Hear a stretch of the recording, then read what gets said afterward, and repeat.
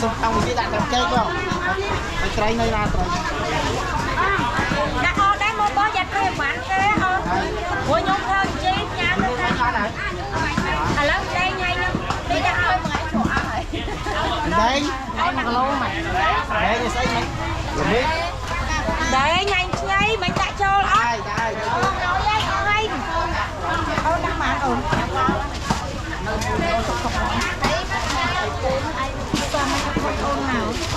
nó thấy bay tôi mình nhưng mà nghe ai kinh đâu thì em nào tập muối em đấy anh ấy đâu tay không đấy anh ấy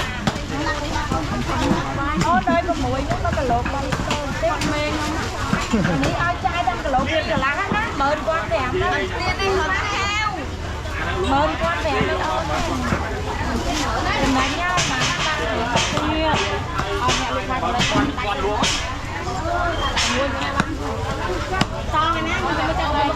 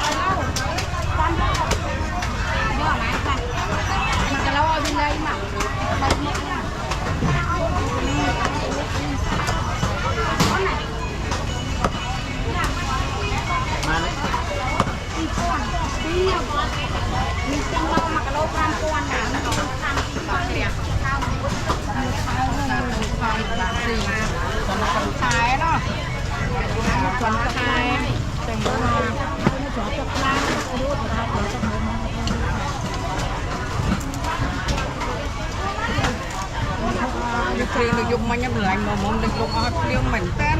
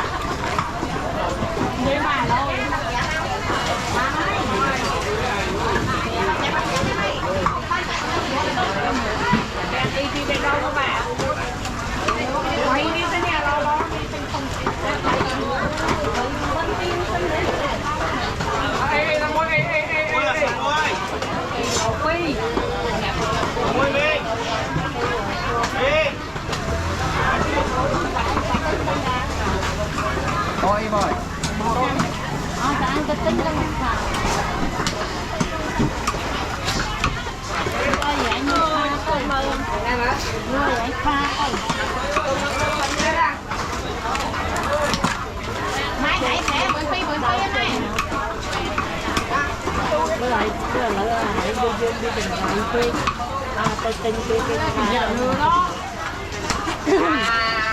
chúng nó tin quê cách xa quê đến một anh chưa thấyผมด้วยanhครับไม่ได้ทำอะไรนั่นน่ะคือตาไปมาชี้แล้วก็อังไว้ดูมันเราเป็นเหมือนเป็นงานสิ่งของเราค่ะ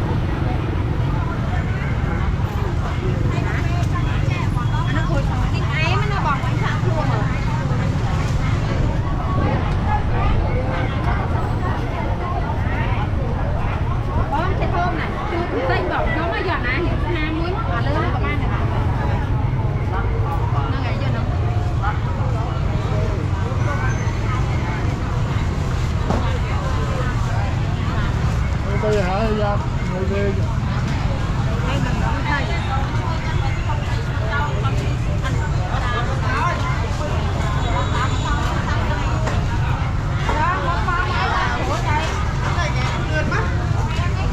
bác ấy phở mà ơn jadi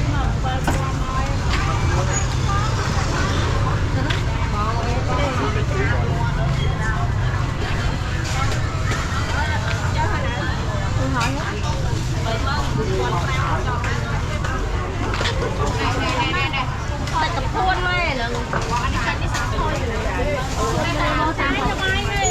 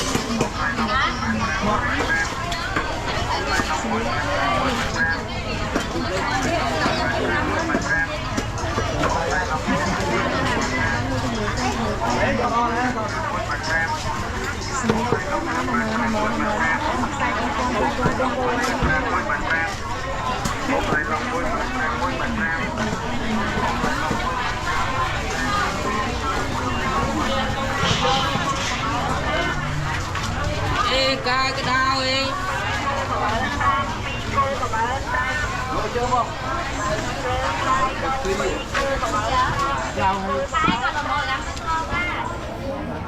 hay nó mà nó phải phật đi anh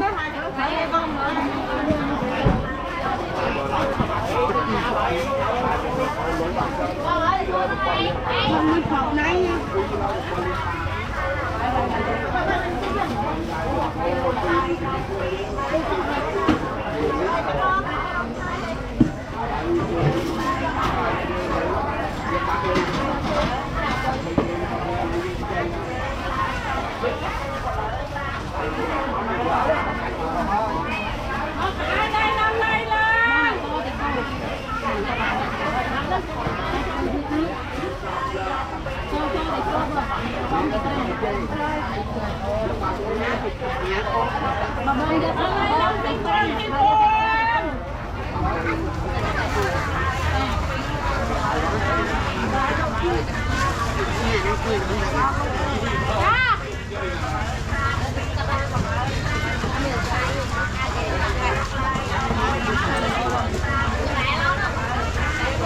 Không bay rồi đâu.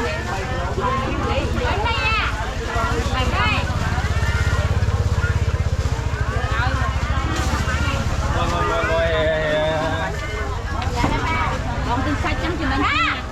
Ngon quá.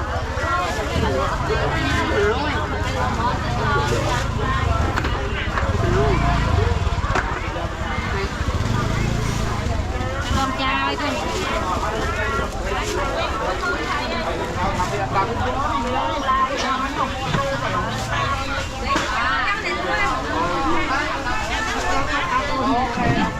Này ông mới phi mang tại ông này pra này đọp lư à, mà bật nhét đầu vô lưới với mà ông mà này đánh luôn thế nè, họ này đánh sát đây nè, anh đánh dân vô tới dân hàng và đánh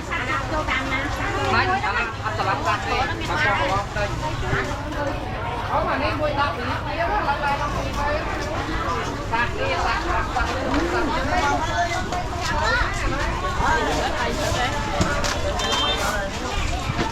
Không thử ấy.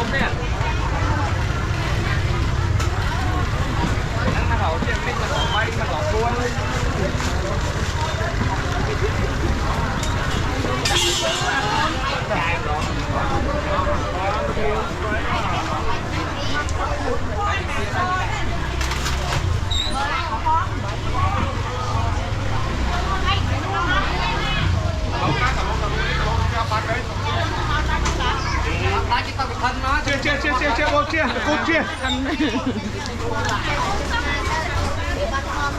trên vậy đăng kia hết.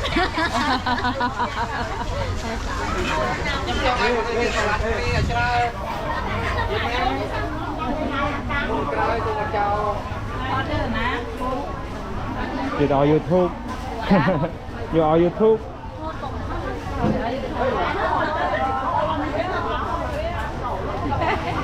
Là bay pin phục lô quá. Bay bên phục lô cái nhớ thôi lại được thu bay bên phục lô con này từ giấy quê nhớ mỏ.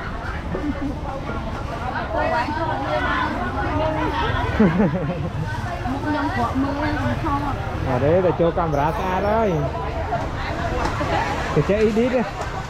Nè mà nè. Nè. À. Đó rồi. Nè. Rồi nhắm mắt. Ôi là xa thôi nhỉ. Ôi là cho camera xa đây.